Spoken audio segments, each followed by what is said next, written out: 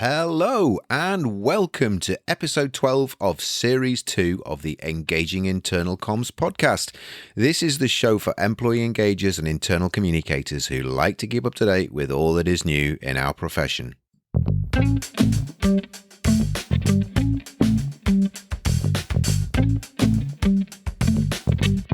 My name's Craig Smith from the Big Picture People.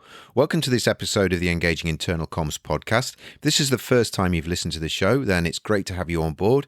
There's lots of previous episodes available in this series 2, and also in series 1, which you can find at our website, which is engagingic.com, or via your podcast platform of choice, wherever you're listening to this podcast now.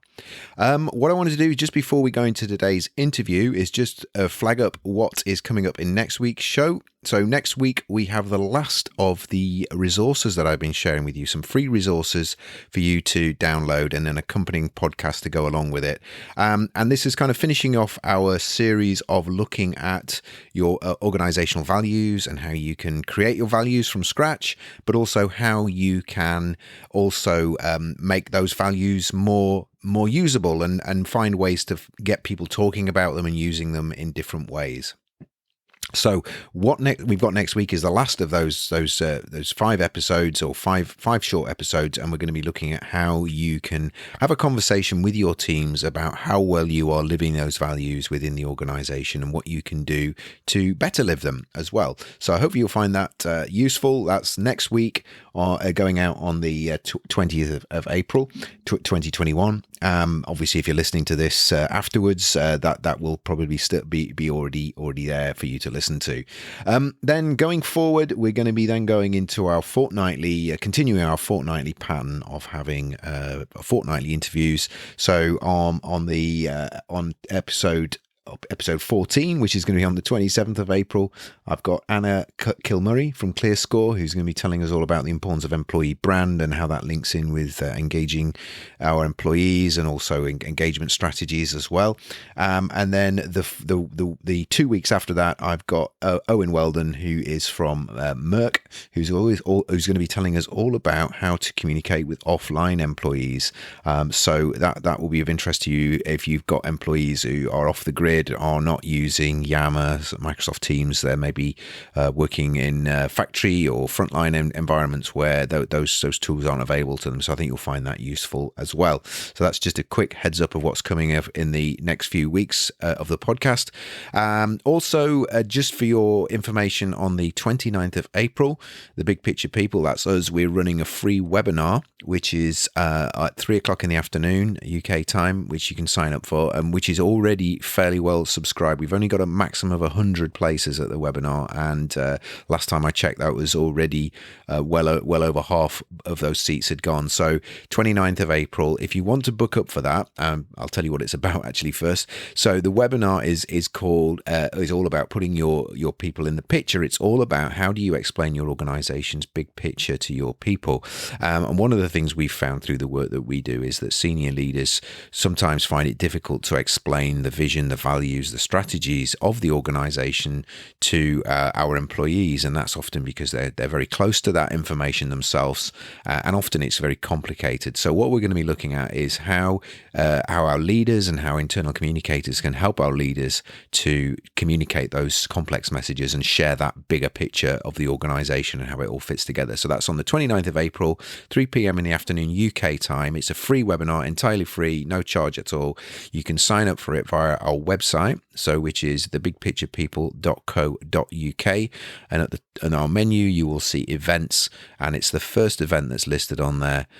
We have multiple events, but it's the first event. It's all about sharing a big picture of your organization with your people, and you can sign up for that via the link there, which is will take you to Zoom, where you can sign up for the webinar that way. So that's all for upcoming events, upcoming podcasts. Just before we go into the interview, I can just remind you, if you do find today's episode useful, or if you know anyone else who may find it beneficial, please share it with them. Please share the link with them. And also, if you're not already subscribed to the show via either via your podcast platform, which you can do whatever you're listening to this now, whether it's iTunes, Spotify, whatever, you'll see a subscribe button there. Please subscribe to the show so you get it every week into your podcast stream. stream. But also you can sign up for our mailing list as well. So we'll email you every week, let you know when the show has gone out, and also let you know what's coming up in next week's show.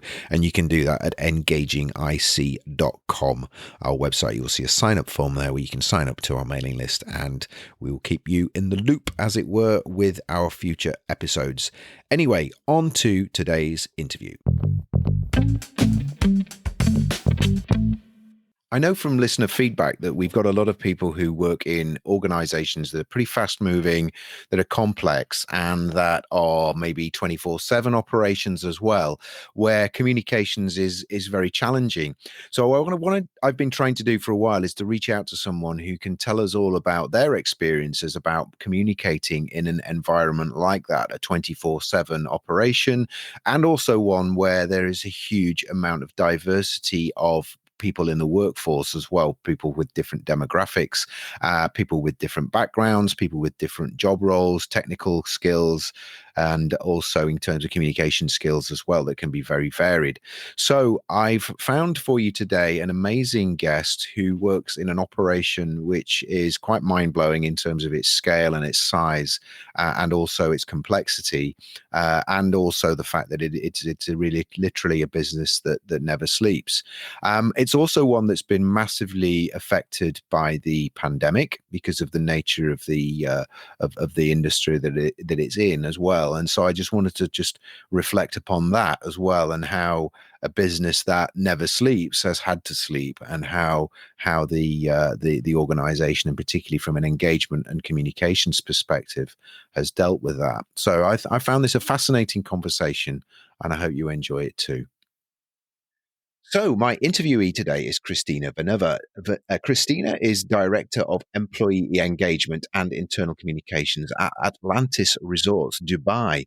Christina is on a mission to create hope and positivity, and also to encourage happiness in the workplace and in people's personal lives as well. In her 12 years at Atlantis Dubai, Christina has successfully managed employee engagement departments, and has also been part of the HR division, and has received several personal as well as professional and team industry awards. So we're going to find out all about those. Hello, Christina. How are you? Hi, Craig. I'm very well, thank you. It's such a pleasure to speak to you today. And it's an absolute pleasure to you. And I know you disclosed it's your day off as well. So I'm really grateful, and I'm sure the listeners are really grateful for you giving up your time on your day off.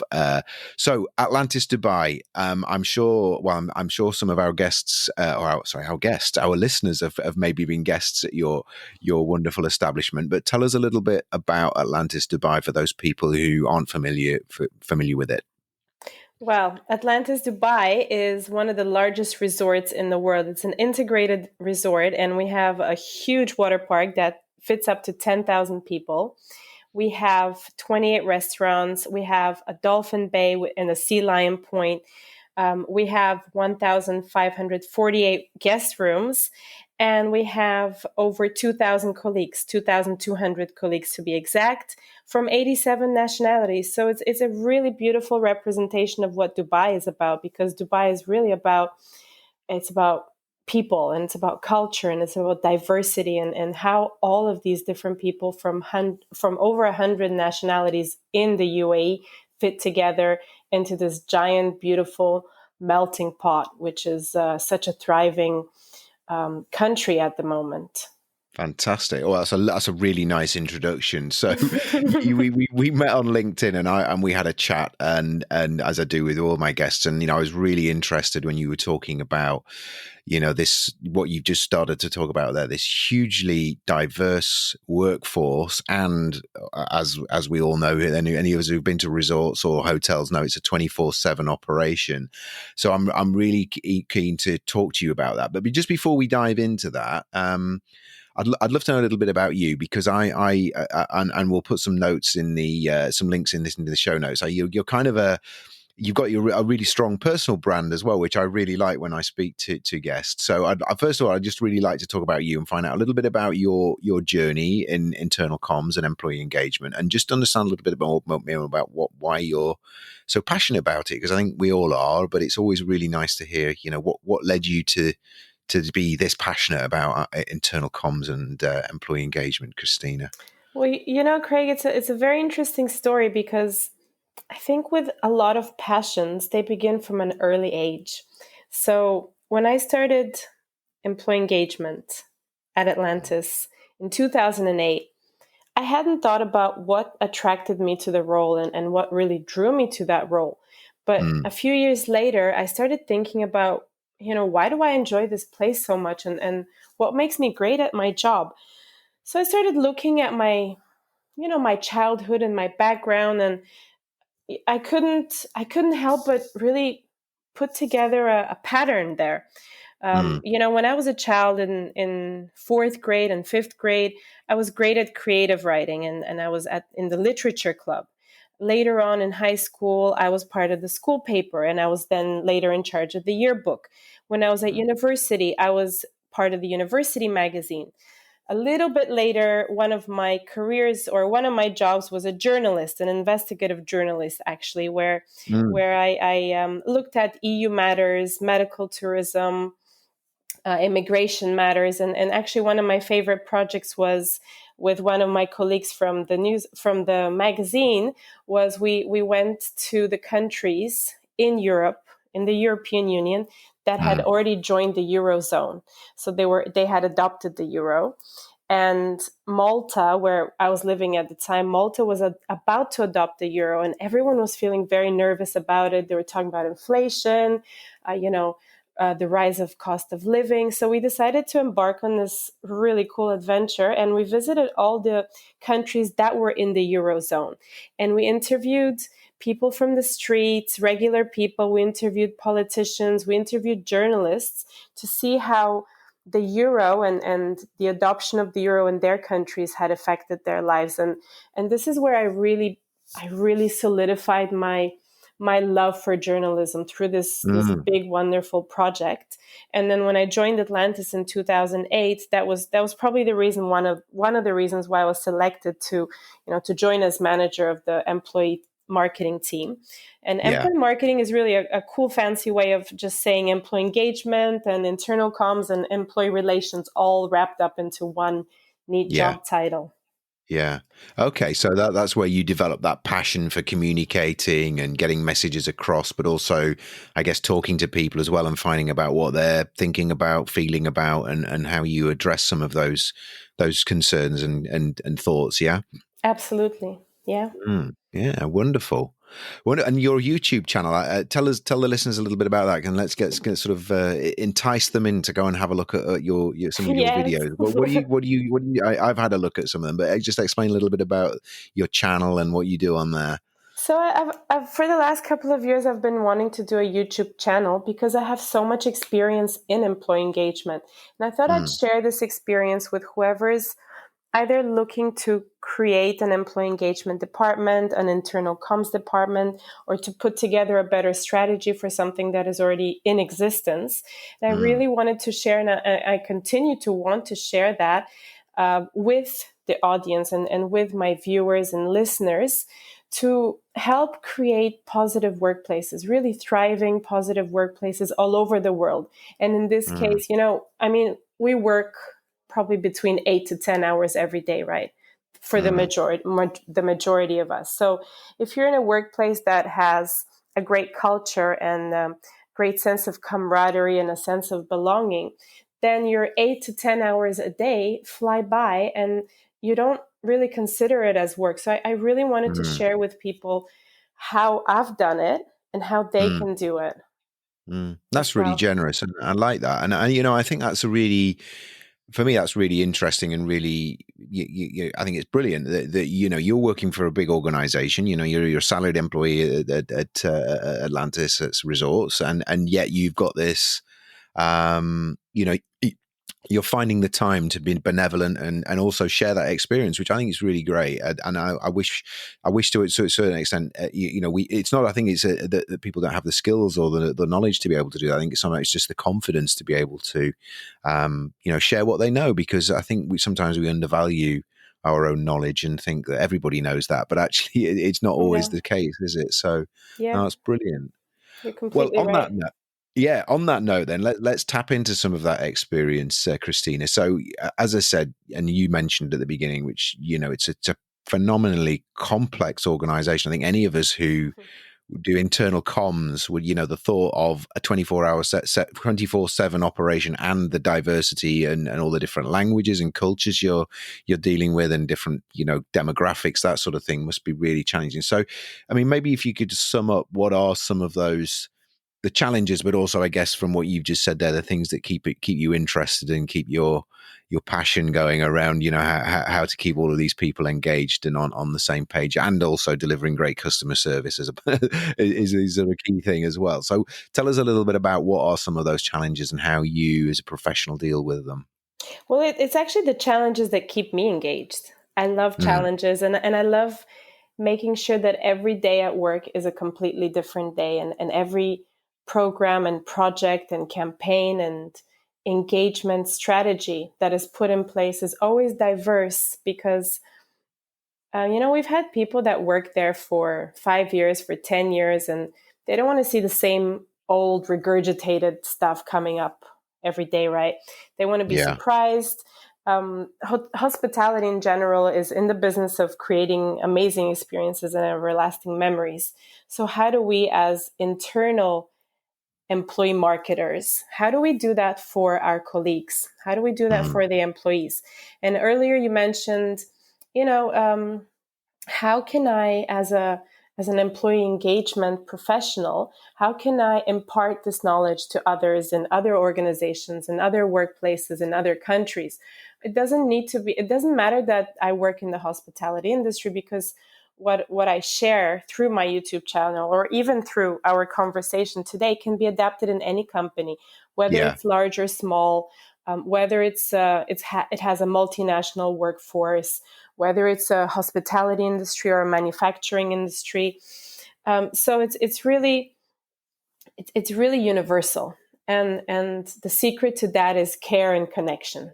If you manage Mm, to connect with the people around you in a genuine way, if you show mm, that you care, and that you do really care, mm, then you've already kind of opened that first door, you know. mm, mm, Um, part of the part of the challenge is obviously with working with 87 nationalities is obviously adapting your English style or your communication style in such a yeah. way that it's fun, but is also serious and is also understandable for everyone, Mm, which we don't always manage. People in general read and see and hear what they want to see and hear.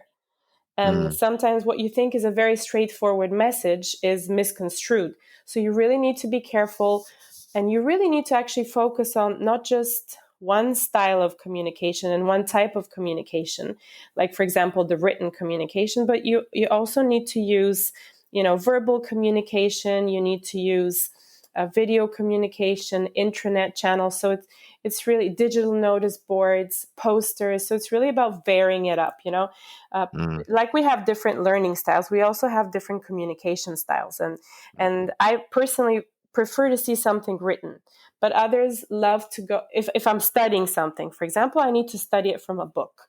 But yeah. there are others who love going to YouTube or to Udemy, or any online courses that they could hear a person speaking, Mm, or YouTube videos, or whatever it is. So um, the way communication in general must be centered is by adapting to people's various styles.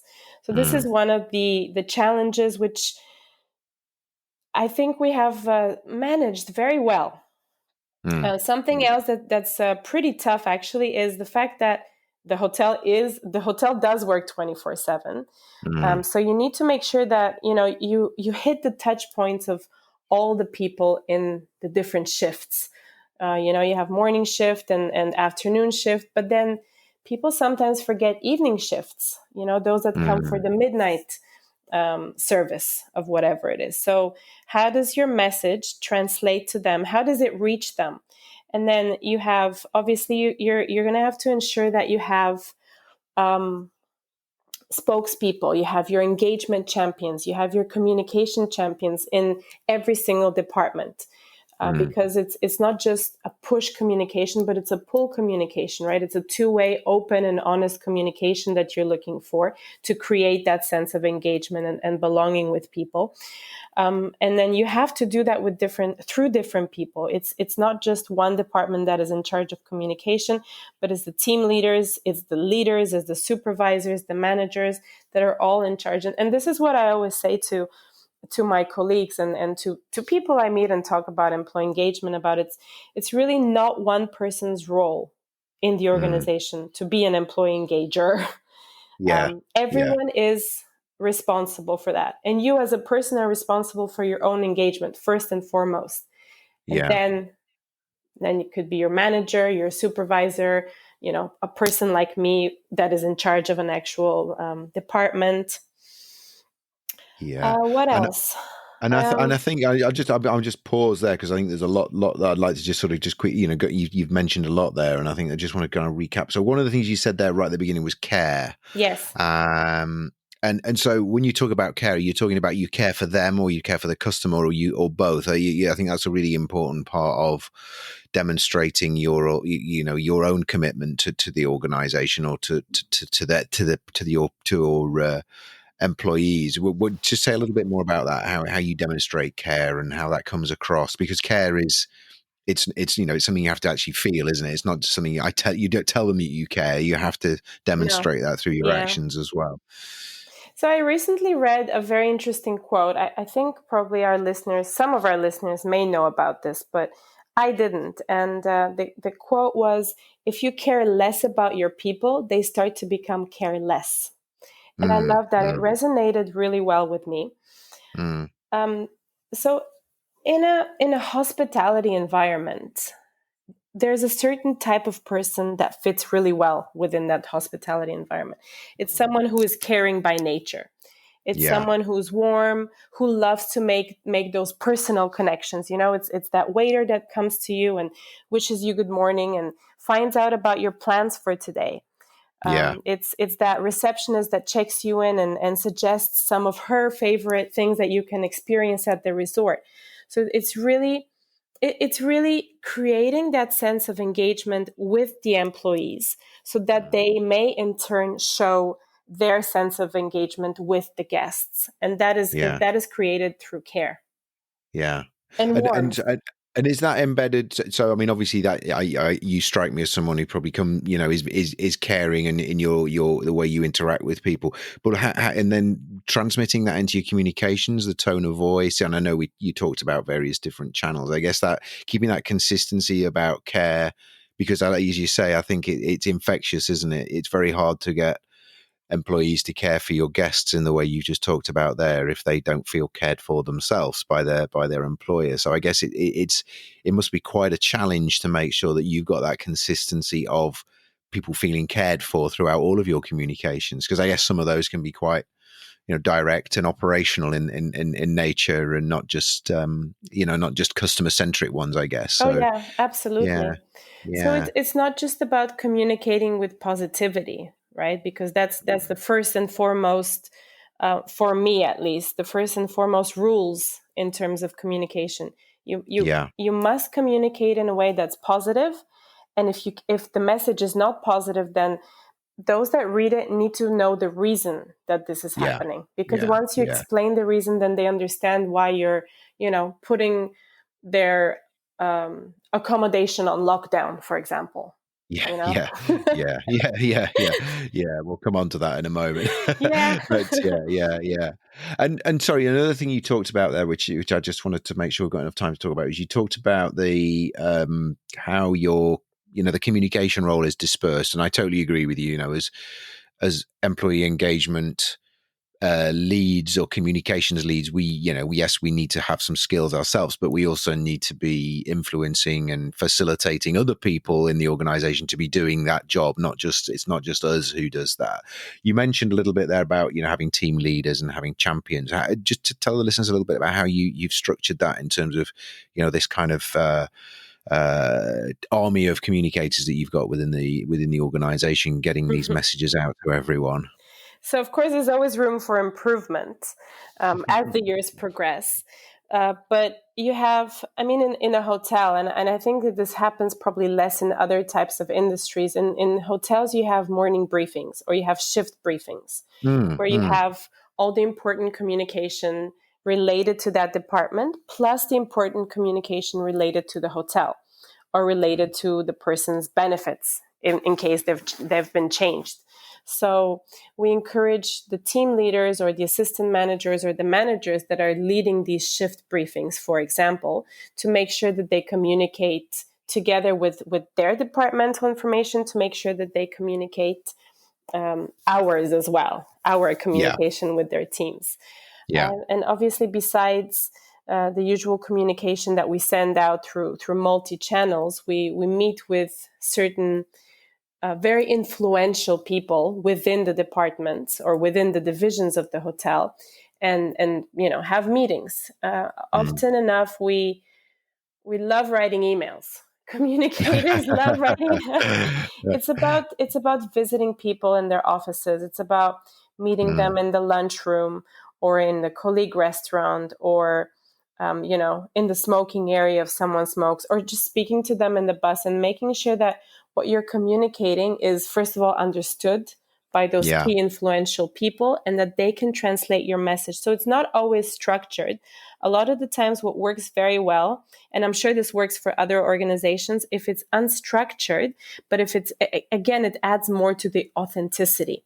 When you have an impromptu meeting and you visit someone and say, hey, you know what, we've just adapted this policy, and what do you think about it? And this way you can not only communicate what you want to communicate to your champions, but you also get feedback, informal feedback, immediate feedback through them. Yeah. No, I think where I've come across that before, actually, you said it's maybe unique to the hospitality industry, and I think I've come across that in manufacturing as well. I know it's not maybe the difference there is probably when people go into in a manufacturing environment, they tend to work in fairly static places, or most people do anyway. Their workstation or their line or whatever. And obviously, in a hotel or in a complex like yours, people can be all over the place, I guess, unless they're on a fixed role. But having a briefing, or we used to call them huddles or briefings at the beginning of a shift, is really important because you want to kind of orientate people. You want to have that handover process, which I think is always really important, isn't it? In any you set the tone 24/7. Yeah, and but also it's that touch point, and I think that's one of the things I really like about what you just talked about there, and I think. And I found this in my manufacturing career as well, and I think sometimes organisations that aren't 24/7 could learn from this, which is about really having good capabilities within their managers to be able to keep people up to date and informed about what's going on. And I think you have to do that in a hotel or in a factory because, as you say, you've got those touch points at the beginning and end of the shift where you need people to know what they're doing today, what's happened yesterday, what's going to be happening next week, and you need them to then go off and have that in their mind. I think sometimes when it isn't a shift environment, that people tend to miss out on that opportunity to have line managers who can do that, and it's not just a team briefing thing. It's about, keeping my team in the picture and making sure that they know what's going on. And sometimes I think we neglect that as a key skill, I think, within line managers. Anyway, there you go. That might off me off my soapbox now, but I think it's really good that you talked about that. One of the things you talked about there when we were explaining a little bit about some of the challenges as well was around the mindset of your employees, and I think that's really, and I the best hotels and the best resorts I've been to, you're absolutely right. It's people who, they're not just going off some sort of mental script. They're clearly, thinking and asking questions because they care. How do you make sure how do you get those people? Because I guess there's a lot of people want to come and work for you. And I'm not just talking about recruitment and selection, but I'm talking about how do you find those people and how do you make sure that they keep those, that in mind when they're working for the resort? Oh, that's a really complicated question. Sorry, I'm No, sorry. no, I no. was It's multiple great. questions in one. I love that. I love that. It reminds me of the type of questions that I ask. But it sounded like an interview question, didn't it? I'm sorry. Yeah, Yeah. well, No, it's like great. a job interview question. Sorry. Yeah. No, I didn't mean it like that. No, I'm just genuinely interested because it always fascinates me that organizations want this type of person. Recruitment processes are notoriously unreliable at actually finding them, and you only really find out whether they're the people you've recruited once they're in the door. And then once you've got them, you've then got to keep them going and keep them motivated. So I'm just interested about that whole getting and I used to work with a guy, and he used to talk it cultural fit or organizational fit. It wasn't just about whether they could do the job; it's do they fit into our culture, and I think that's must be massively important in an organization like yours. Well, first of all, Craig, every conversation is an interview. So your previous question could have been an interview question. But yeah, jokes apart, I think in Dubai we're very fortunate in terms of talent pools because we have so many people from all over the world, not just within the UAE, that want to come to Dubai and they want to work in Dubai. And Atlantis in itself has a great customer brand name. And it also has an awesome employer and an employee brand name as well, and a brand reputation.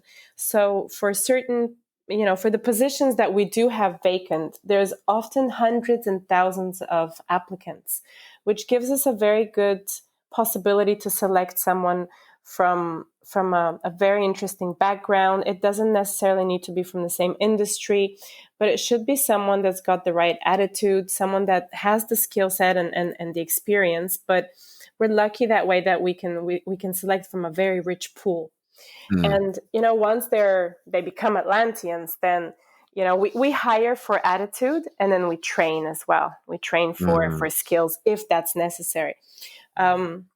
The way we keep them engaged is a very, very I think that was the complex part of the question. It's a it's a very multi-pronged approach. So it's not just my department that is in charge of employee engagement, but it's different levels in the organization. So for example, the senior leaders, they are as much in charge of employee engagement as the HR team.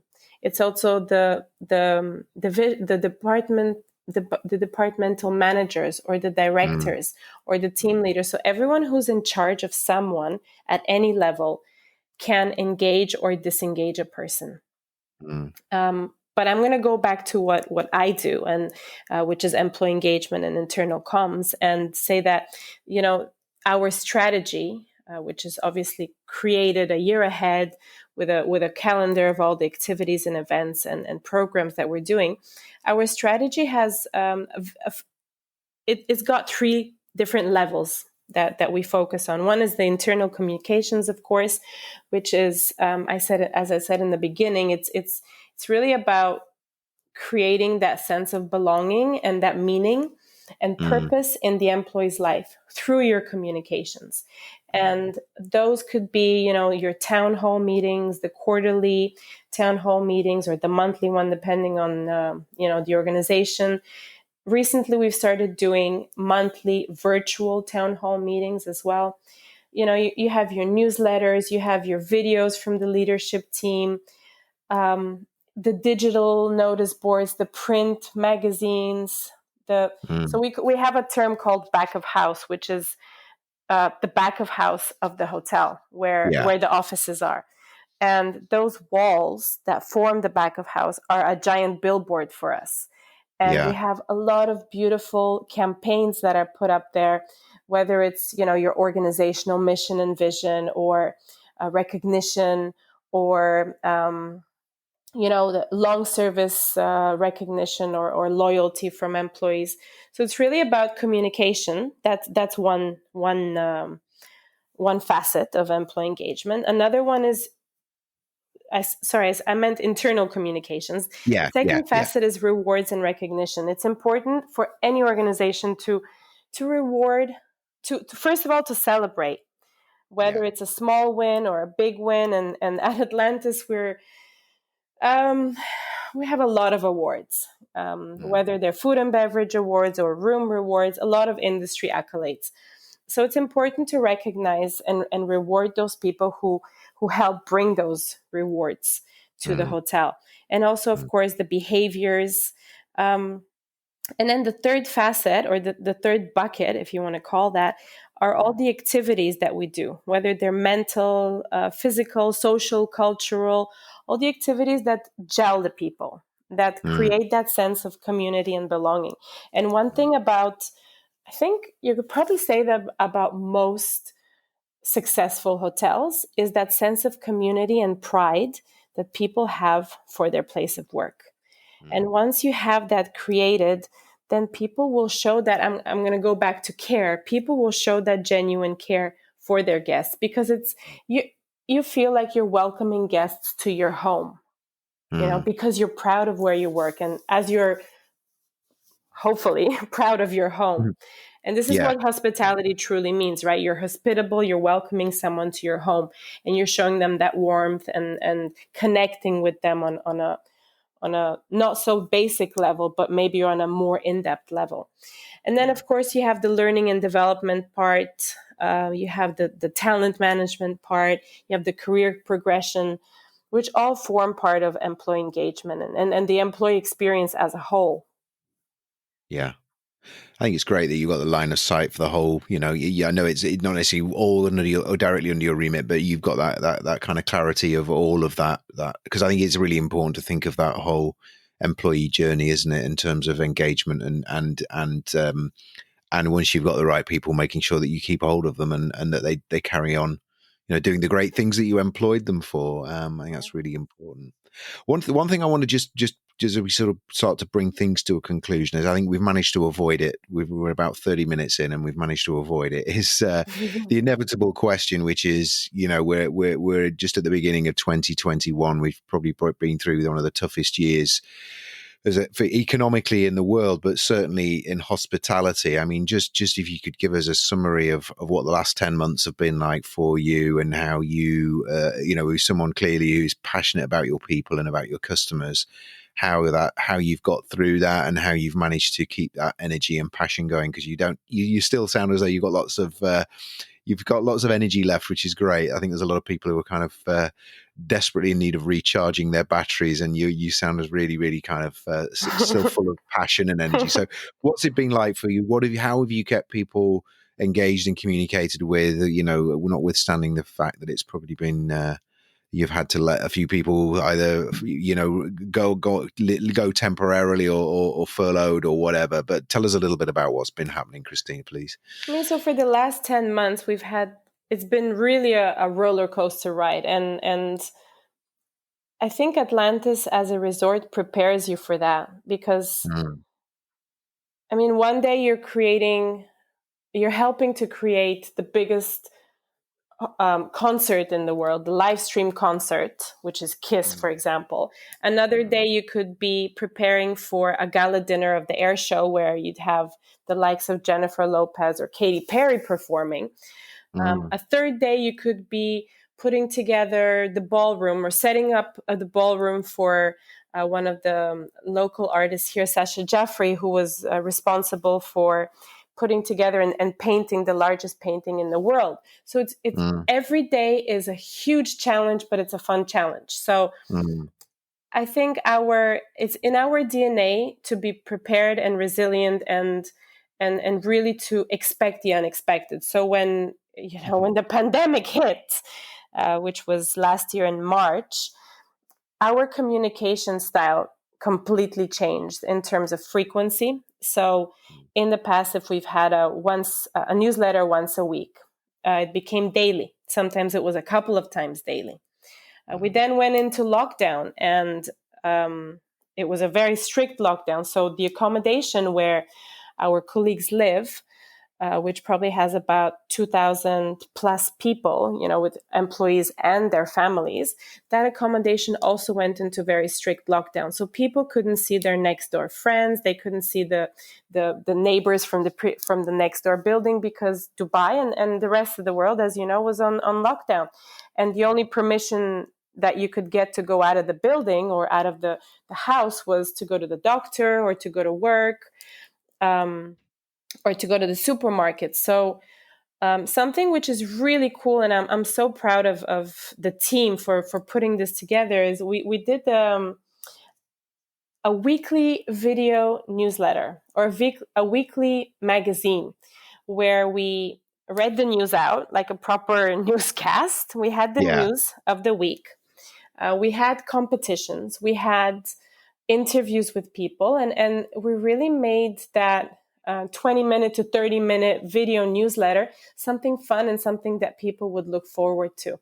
So besides the regular communication that they would get on a daily basis, we would keep everyone engaged and everyone really motivated through this video newsletter, which was called the Atlantis Flash Live. And then we used a lot of positive psychology interventions.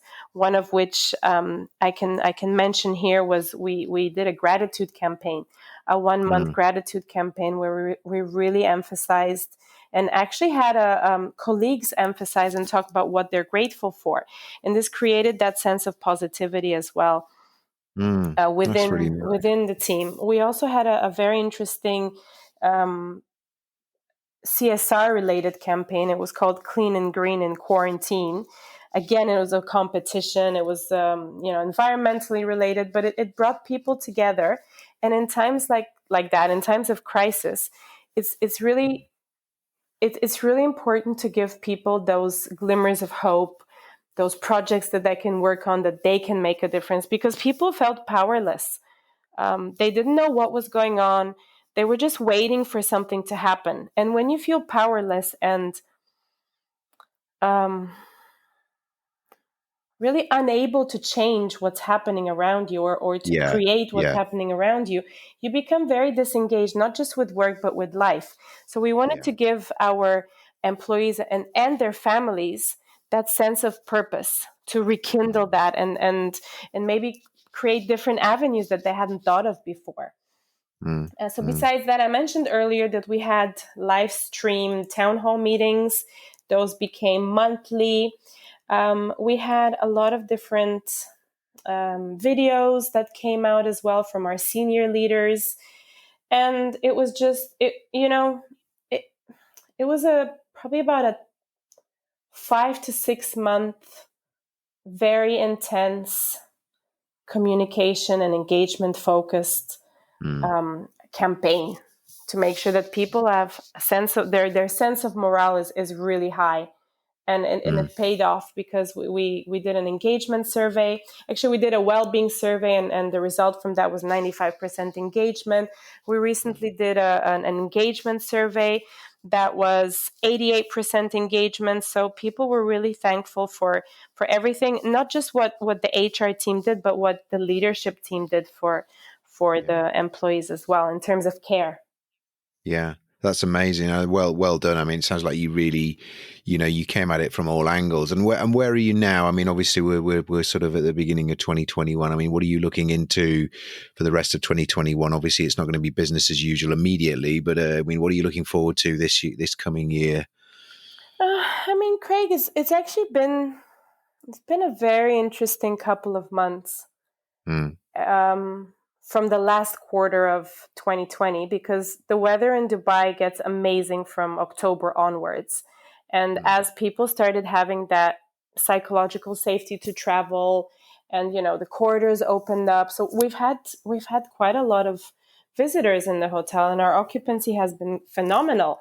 So like I was saying, December was such a busy month for us. It was actually busier than the previous year. So we're looking forward to a 2021 that's filled with different kind of work, but also very engaging work. And for me personally, I would want to have a lot more use of technology, because we don't use technology enough in employee engagement. So there's a lot of different apps and programs that create a virtual experience, virtual recognition, virtual parties.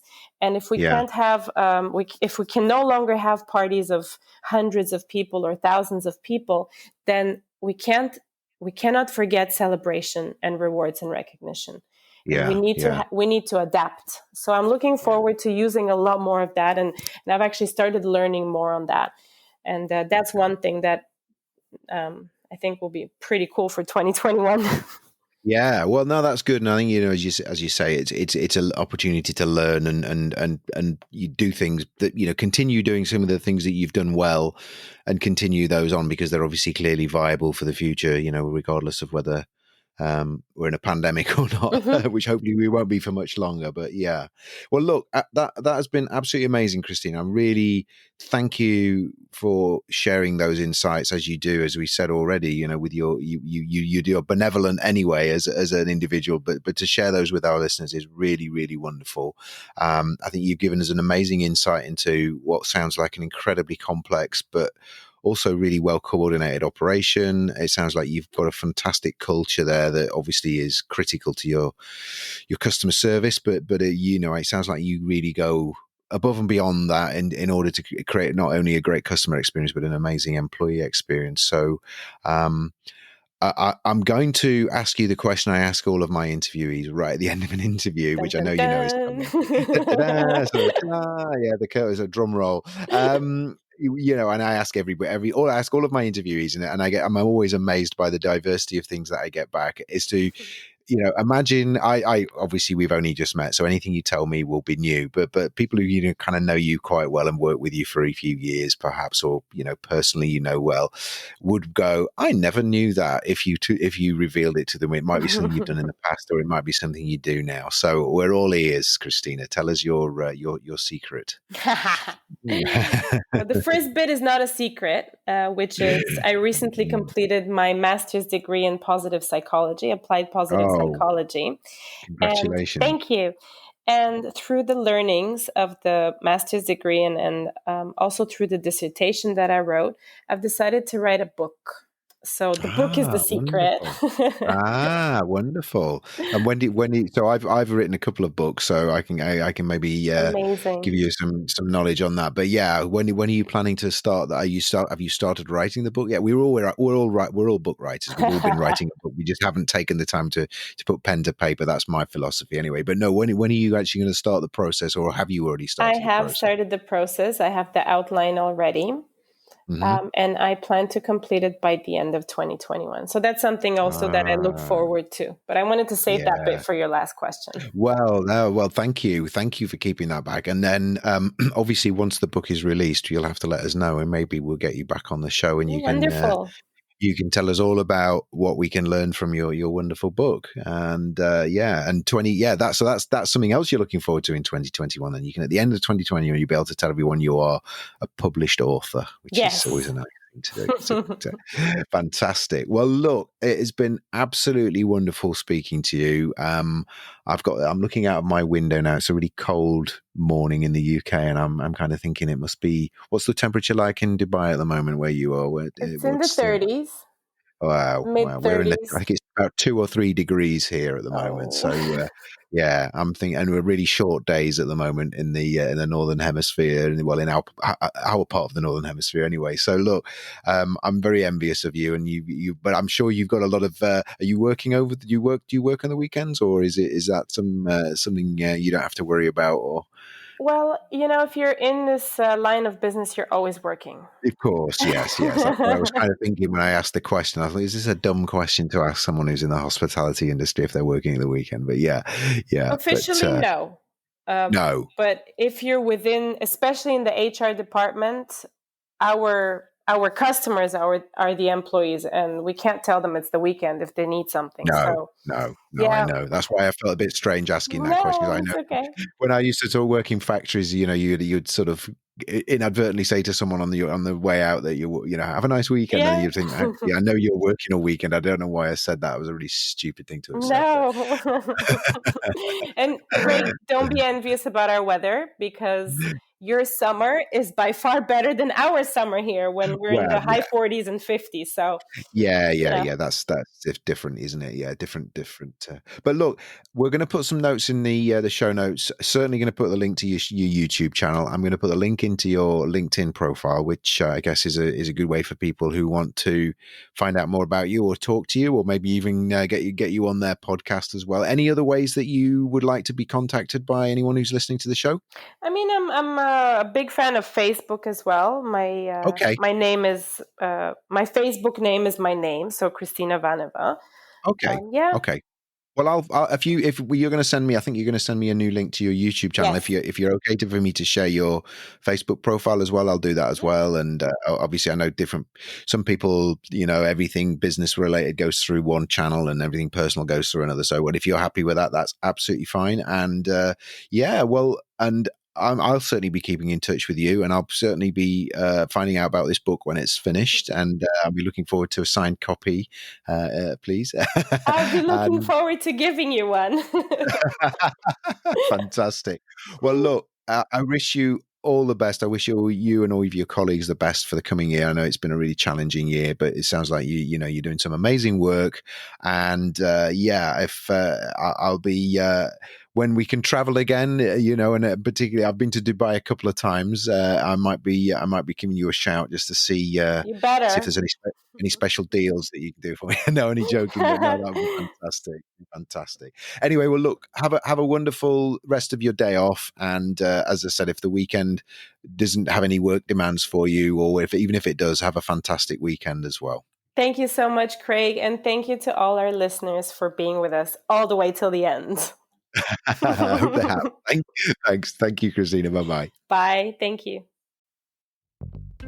So thank you for listening to Engaging Internal Comms. We hope you've enjoyed this episode. We'd love to hear your thoughts about the show and any questions, ideas, or feedback that you'd have. Anything you'd like us to cover on future episodes too, please.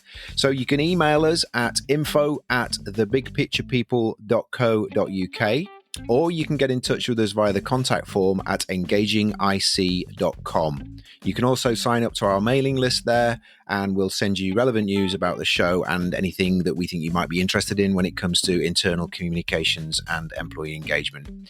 If you like the show and you haven't already done so, please subscribe to it directly via your podcast service. And you can also subscribe via the links on our podcast page, which again is engagingic.com. If you like the show, we'd be really grateful if you could leave us a review, and also if you could leave some verbal feedback there as well, not just stars. That's always nice to know that we've been appreciated, and particularly how we've helped you. If you know anyone else who might like the show or might benefit from it, please tell them, please share it with them. Please share the link to our website, engagingic.com. And that would be great, because we want to grow our community. We want to get as many people involved in the show as possible. And the bigger, the better. Okay, thank you.